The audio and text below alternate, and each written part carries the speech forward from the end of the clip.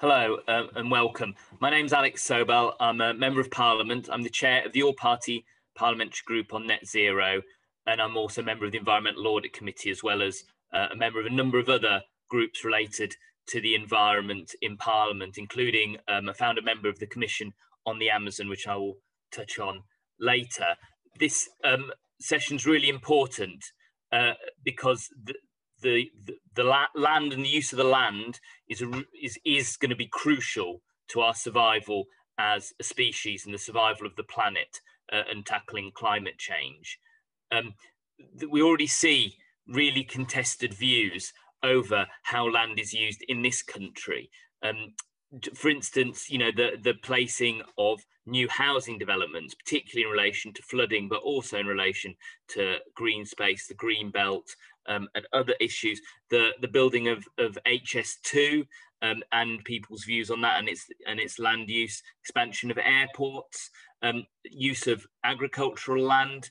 We're seeing a whole range of issues impacting, and we're actually seeing a growth, I think, in public understanding of these issues. So it's a really timely point to have a discussion about these and the importance of our land, the soil, and the nutrients it contains. I'm really pleased to be invited because the storage of carbon in soil is one of the things that is least spoken about in relation to tackling climate change, but is one of the important, just as important, for instance, as transport emissions.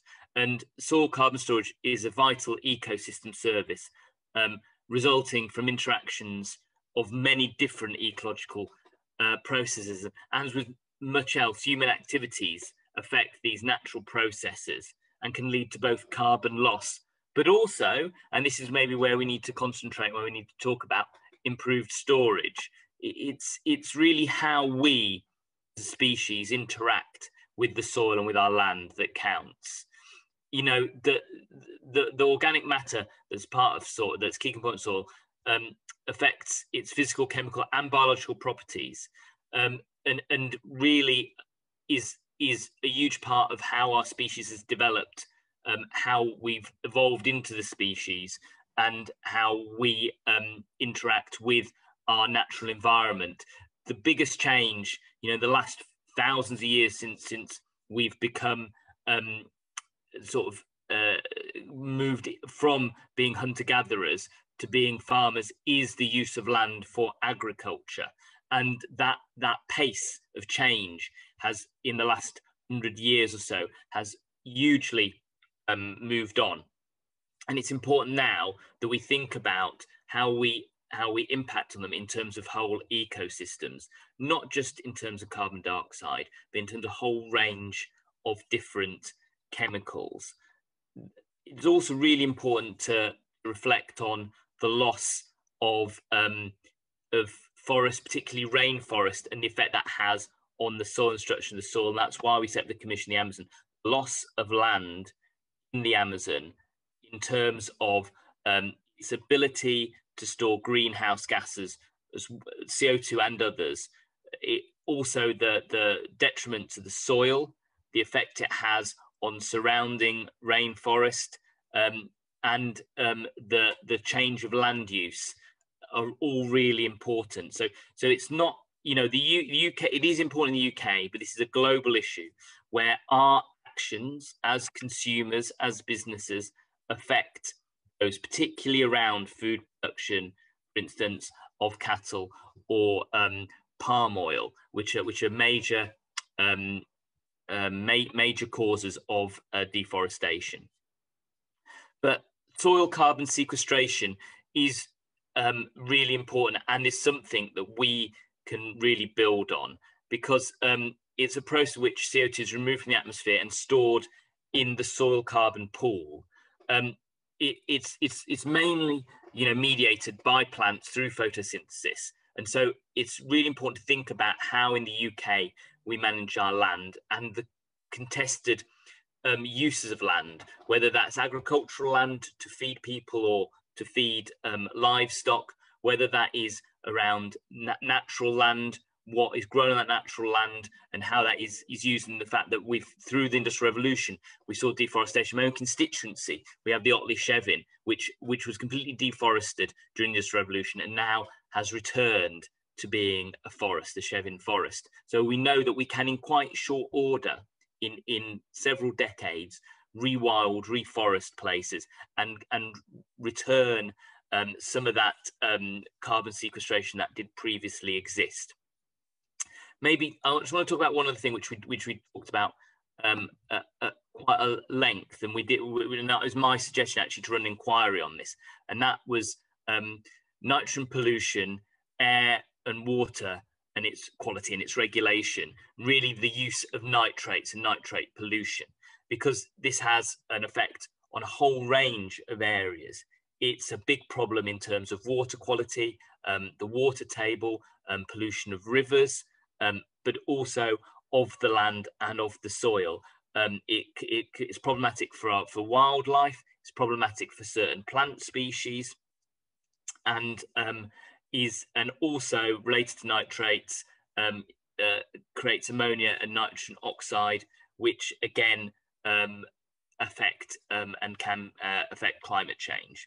And we ran a whole inquiry session on it and wrote a very comprehensive report which you can read on the website, and our conclusion was that the government must take much tougher measures to reduce the use of nitrates. And we actually found some good practice within our water companies, because obviously it affects them, for instance, encouraging farmers through payments to reduce their nitrate use.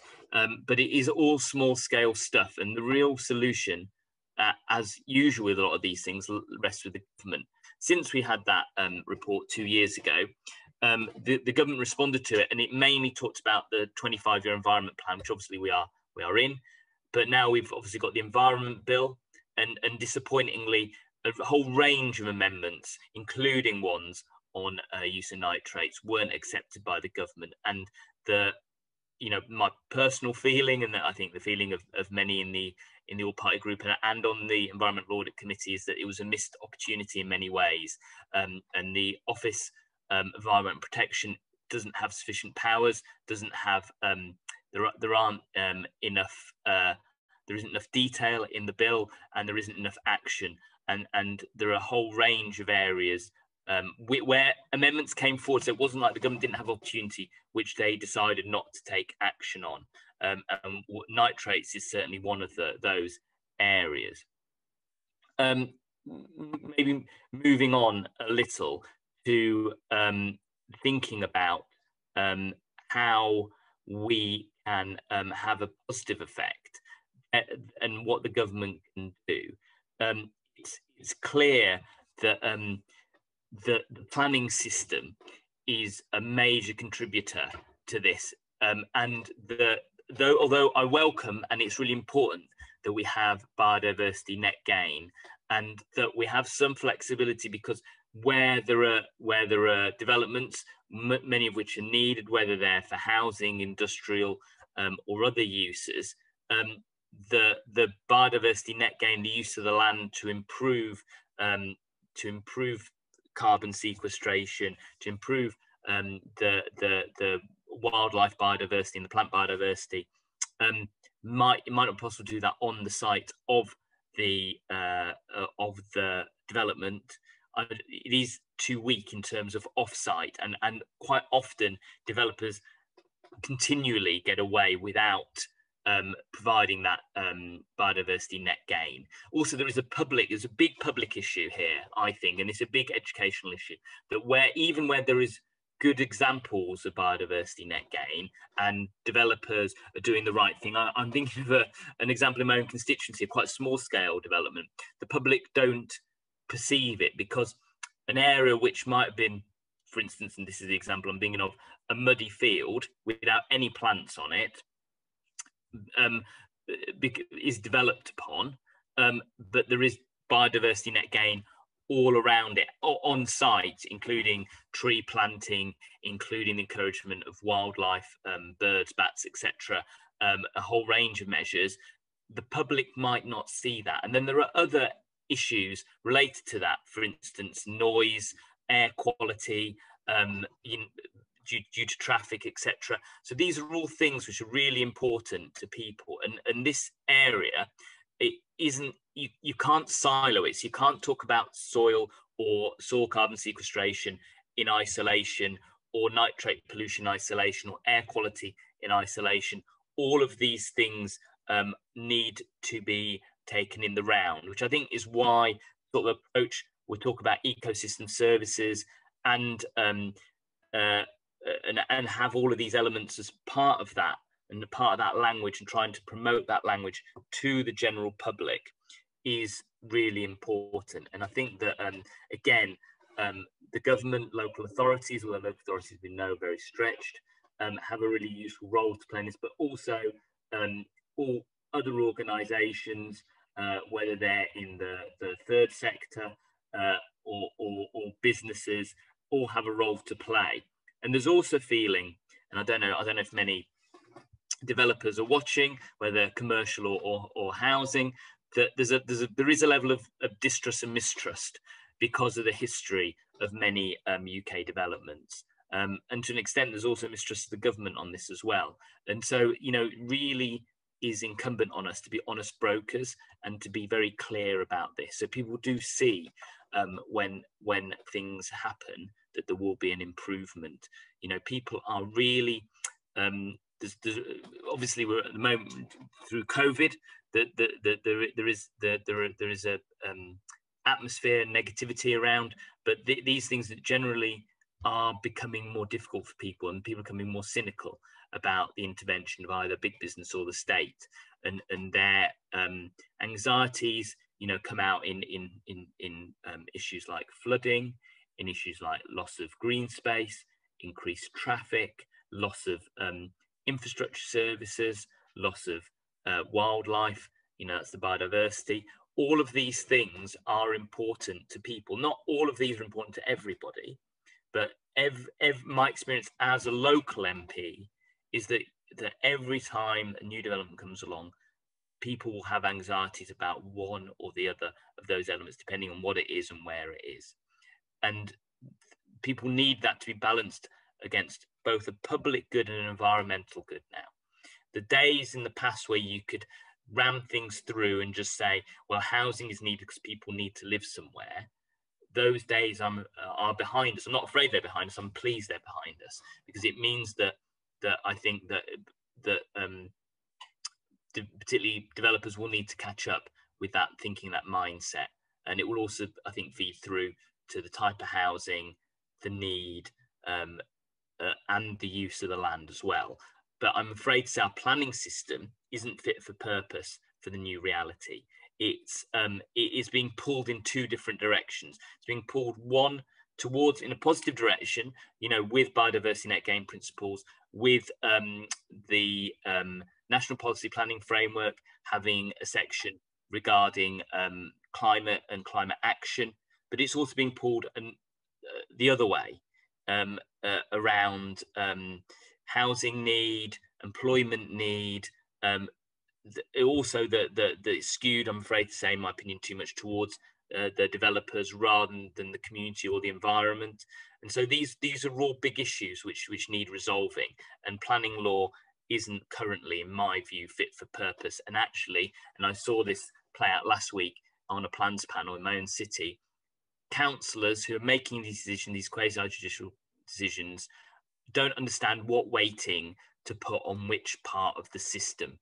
You know, and usually it's climate that loses out. Climate is weighted less, and other things are weighted more traditional things, because although we're on a journey, we haven't really passed the first mile yet on a long journey. And so there's a lack of awareness and a lack of a feel, and there are no hard and fast rules. And maybe the government don't want to have clear weighting and clear rules and allow a huge amount of local discretion, but that creates bad decisions. It'll create judicial reviews. It'll create actually issues where more and more planning, particularly at larger scale, might need to go to the Secretary of State rather than be determined locally, because of these the sort of clashing of cultures, if you like, and the needs of the climate and the environment, which are all going to have an impact on land and land use. And I think that the planning system, for me, if I was the government, would be my biggest priority now to resolve that and sort that out. Although, like I said, the Environment Bill, had an opportunity to be usually strengthened sort of separately from planning, and wasn't. That is also needed, and more powers for the Office for Environmental Protection. So thanks for listening. There's a Q&A function. So if you've got any questions, please put them in the Q&A function.